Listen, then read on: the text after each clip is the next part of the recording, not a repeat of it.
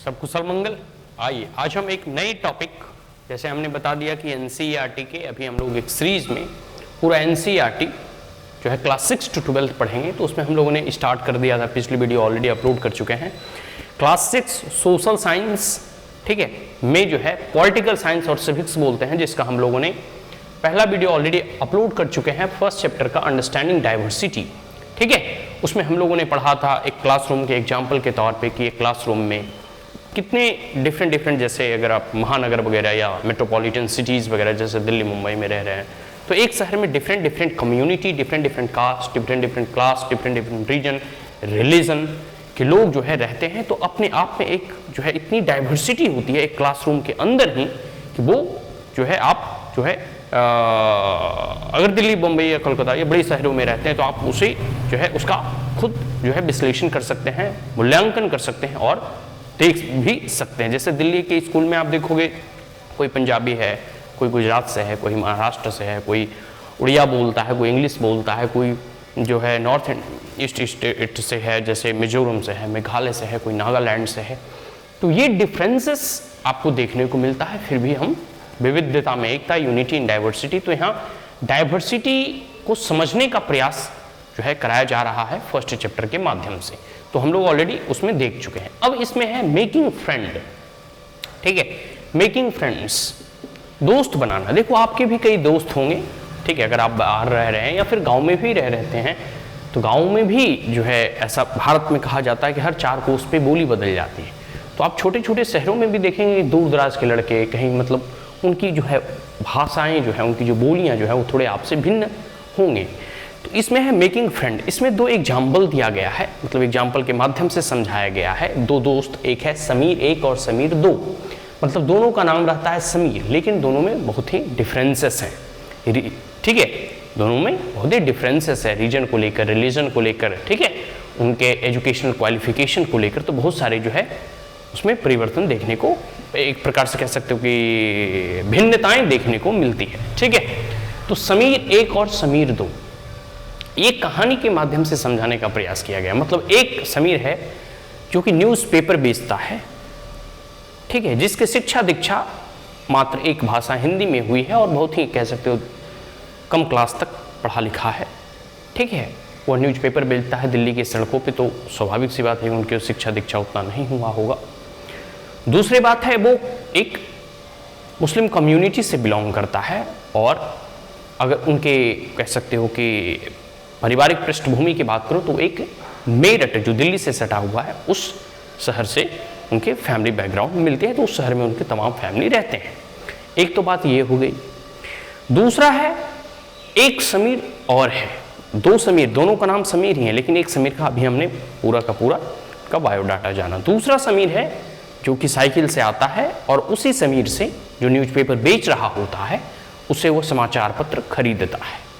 ठीक है, दोनों में वार्तालाप होती है, मित्रता हो जाती है। अक्सर हम जब प्राय जो है एक ही चीज़ से या एक ही रास्ते से बार बार जब हम गुजरते हैं तो कई लोग जो है जो उस रास्ते में बैठे होते हैं, चाहे दुकानदार होते हैं, फल वाले होते हैं, सब्जी वाले, तो आप खुद अनुभव करोगे कि उनसे हमारी जान पहचान जो है, परिचय हो जाता है और एक जो है बॉन्डिंग क्रिएट हो जाता है।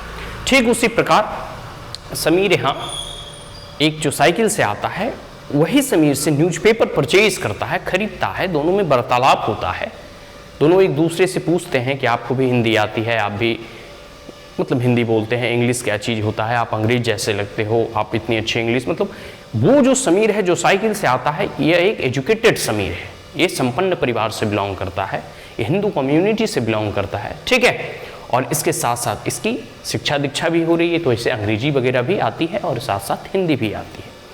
ठीक है, तो इन दोनों का कल्चरल, एजुकेशनल, फैमिली बैकग्राउंड अलग अलग है, दोनों में मित्रता एस्टैब्लिश होती है। तो इस कहानी के माध्यम से बताने का यह प्रयास किया जाता है समीर 1 और समीर 2 के माध्यम से, ठीक है, कि किस प्रकार की डाइवर्सिटी होती है और कैसे डिफरेंट जो है डाइवर्सिटी होते हुए भी हम एक दूसरे के फ्रेंड बन सकते हैं।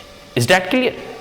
नाउ अब हम कुछ मूल्यांकन करेंगे। जैसे स्टोरी में समीर 1 समीर 2 की स्टोरी में हमने जाना डिफरेंट लैंग्वेज। एक समीर को सिर्फ हिंदी आती थी, दूसरे समीर को हिंदी और अंग्रेजी दोनों आती थी। तो भाषाओं में भिन्नता आप देख रहे हैं, दूसरा है रिलीजियस डिफरेंसेस भी है, एक हिंदू कम्युनिटी से था, एक मुस्लिम कम्युनिटी से था।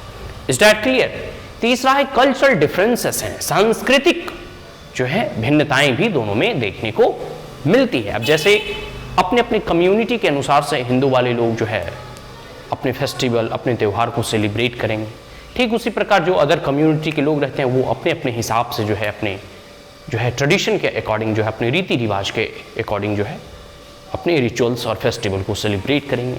तो सांस्कृतिक विविधता भी देखने को यहाँ मिल रहा है। तो समीर 1 और समीर 2 के स्टोरी से हम इन तमाम चीज़ों को समझ सकते हैं। Is that clear? नाउ अब हम एजुकेशनल बैकग्राउंड के बारे में भी देखा, उसमें भी भिन्नताएं थी। एक जो है कि पढ़ रहा है अभी और अंग्रेजी भी जानता है, हिंदी भी जानता है, आने वाले समय में वो और हायर एजुकेशन अचीव करेगा। दूसरा जो है न्यूज़पेपर बेचता है, उसे सिर्फ हिंदी आती है, ठीक है। तो यह शैक्षणिक डिफरेंसेस भी देखने को मिल रहे हैं। आगे एक लाइन है, बहुत ही अच्छी लाइन है, उसे हम एज इट इज यहां कोट किए हैं, मतलब बुक में ही लिखा गया था, ठीक है। इसमें है इन equality comes being a person does not have resources and opportunities. Inequality जो है, असमानता जो है, ठीक है, कैसे क्रिएट होता है? इतने डिफरेंसेस समाज में, कोई गरीब है, किसी के पास कुछ नहीं है, और कोई इतने संपन्नशाली हैं कि बड़े बड़े महलों में रहता है और इसी की गाड़ियों में घूमता है। तो ये डिफरेंसेस, ये रिफ्ट, ये वैली कहाँ से क्रिएट होते हैं? तो ये सब सारी चीज़ें हैं कि इनइक्वालिटी कम्स, असमानता तभी आता है जब एक व्यक्ति को उसके पास रिसोर्सेस नहीं होते, संसाधन नहीं होते। अब रिसोर्सेस कहने का मतलब है जैसे आपके पास पैसा नहीं है तो आप हायर एजुकेशन या बेसिक एजुकेशन भी आप, जैसे कोई एक व्यक्ति है, एक पुअर और vulnerable section of the society वाले व्यक्ति हैं, उनके पास जो है पैसा नहीं है तो वो अपने बच्चों को स्कूल नहीं भेज पाएंगे। स्कूल नहीं भेज पाएंगे तो एजुकेशन अच्छा नहीं ले पाएगा, अच्छे एजुकेशन नहीं मिल पाएंगे तो फिर कोई जो है हायर एजुकेशन वाले यूनिवर्सिटी वगैरह में एडमिशन नहीं ले पाएंगे, और अच्छे जो है अगर उनके पास क्वालिफिकेशन नहीं हुआ तो बाद में उन्हें जॉब वगैरह मिलने में भी परेशानी होती है। तो एक प्रकार से कह सकते हैं संसाधनों की कमी जो है, या कह सकते हैं कि आप इतने डिफरेंसेस को क्रिएट करता है, ठीक है। और साथ साथ अपॉर्चुनिटी का ना होना, मतलब अवसरों की कमी। तो संसाधन और अवसर दोनों इंटरलिंक्ड हैं, रिसोर्सेज और कह सकते हो कि या जो है अपॉर्चुनिटीज, दोनों एक दूसरे के पूरक माने जाते हैं। अगर रिसोर्सेस है तो अवसर भी आएंगे, मतलब संसाधन है तो अवसर अपने आप क्रिएट होगा। अगर आपके पास पैसा है, आप हायर एजुकेशन या अच्छे education, good quality education achieve करेंगे, और जब अच्छे क्वालिटी एजुकेशन अचीव करेंगे, नए नए आइडियाज़ आएगा, नई नई अपॉर्चुनिटी जो है वो आपको मिलेंगे, और वहाँ से फिर आप जो है जॉब वगैरह या फिर नौकरी पेशा वगैरह में आप जो है अच्छे से वहाँ सफलता पाएंगे, अच्छे से अच्छी नौकरी को आप जो है अर्जित करेंगे। तो रिसोर्सेस और opportunity both are interdependent. Is that clear? तो असमानता या सामाजिक असमानता कह सकते हो, यह जो है संसाधनों और अवसरों की कमी की वजह से इतना होता है। आगे एक भारत के में जो है कास्ट सिस्टम की बात कही गई है, ठीक है, कास्टिज्म या कास्ट सिस्टम, जिसमें एक समय ऐसा होता था, अब तो खैर इतने बड़े बड़े MNCs राइट टू एजुकेशन के तहत जो है शिक्षा को जो है फ्री किया गया है क्लास 8 लेवल तक, और बहुत सारी सुविधाएं जो है सरकार के द्वारा प्रोवाइड कराई जाती है। लेकिन एक समय ऐसा था कि इतना शिक्षा व्यवस्था नहीं थी, ठीक है, इतने कह सकते हो कि अपॉर्चुनिटी नहीं था, इतना अवसर नहीं था। तो लोग जो है जिस काम में या फिर जिस ट्रेडिशन, जिस परिवार में उनका जन्म होता था, उसी चीज़ को वो कंटिन्यू करते थे। एक प्रकार से कह सकते हो कि संसाधनों की भी कमी थी और अवसरों की भी कमी थी। दोनों चीज़ की कमी की वजह से ये जो कास्टिज्म, मतलब अब जो है कोई पॉटरी का काम कर रहा है तो आने वाले जनरेशन उसके उसी कामों में जो है कंटिन्यू करेंगे। तो ये सब सारी एक कास्टिज्म का रूप था। अब जैसे जैसे समय बदल रहा है, परिस्थितियां बदल रही है, एक डेमोक्रेटिक और लोकतांत्रिक और वेलफेयर सोशलिस्ट मॉडल गवर्नमेंट है, तो सामाजिक जो कह सकते हैं स्ट्रक्चर, उसमें परिवर्तन आ रहा है। अब जो है रिसोर्सेज गवर्नमेंट के द्वारा भी प्रोवाइड कराए जाते हैं, विंडो ऑफ अपॉर्चुनिटी जो है सभी के लिए खोले जा रहे हैं, ताकि कोई भी अब किसी भी जॉब में अप्लाई कर सकता है, किसी भी जॉब में। We are all are equal in nature, ठीक है। लेकिन संसाधनों के माध्यम से अभी भी हम इक्वल नहीं हुए हैं। इसके में मतलब एक प्रकार से कह सकते हैं अभी भी रिसोर्स सबके पास नहीं है, अभी भी हाई क्वालिटी एजुकेशन सब कोई अचीव नहीं कर सकते। तो ये सारी चीज़ें हैं। तो ये जो है एक कह सकते हैं कि ट्रेडिशनल इनइक्वालिटी को बढ़ाने का ये एक प्रकार से कह सकते हैं उनके सिस्टम था, लेकिन अब ये ग्रेजुअली रिड्यूस हो रहा है, इसमें रिड्यूस होने में समय लगेगा, एब्रप्टली ये पूरे के पूरे खत्म नहीं होंगे, इट विल टेक टाइम। तो ये चीज हो गया अंडरस्टैंडिंग डाइवर्सिटी, ठीक है। तो ये हमने एक एग्जाम्पल के माध्यम से ये समझा। इसके आगे हम लोग जैसे बुक है, बुक में ये दिया गया है सोशल एंड पॉलिटिकल लाइफ, ठीक है। इसके अगला पॉइंट हम लोग पढ़ेंगे what does diversity add to our lives.